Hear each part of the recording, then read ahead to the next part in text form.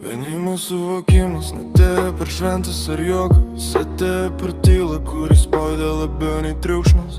Kiekvienas žingsnis buvo lydimas abejonių, tačiau būtent jos išmokė mane judėti pirmin. Aš supratau, tik džiaugsmas nėra nuolatinė būsena.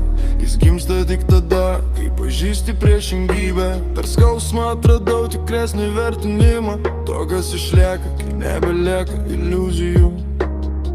Ne per lengvumą mes tapome stipresni, ne per tylų juoką, o per neištartas ašaras. Visa, kas svarbu, buvo išmokta lėtai, per patirtį, kuris skaudino, bet augino. Ne per lengvumą mes tapome suprasti, ne per pažinus, o per tylą po jų.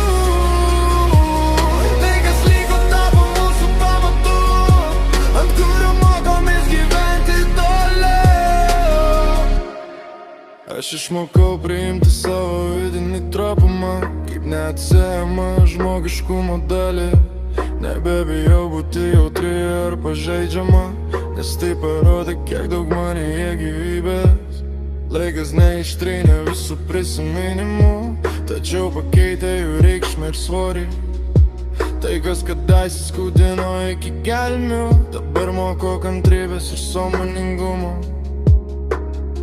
Ne per lengvumą mes tapome stipresni, ne per tylų juoką, o per neištartas ašaras. Visa, kas svarbu, buvo išmokta lėtai, per patirtį, kuris skaudino, bet augino. Ne per lengvumą mes tapome stipresni, ne per pažadus, o per tylą po jų.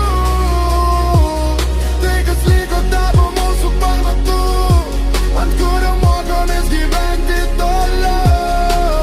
Neberginu praeities ir jas pamokų, jos tapo dalimi to, kas esu šiandien. Kiekvienas praradimas paliko pėdsakų, bet kartu parodė kryptį, kurį noriu eiti. Pabaiga eigumo gimsta tikras supratimas, ne per trumpą džiaugsmą, o per ilgą kelią.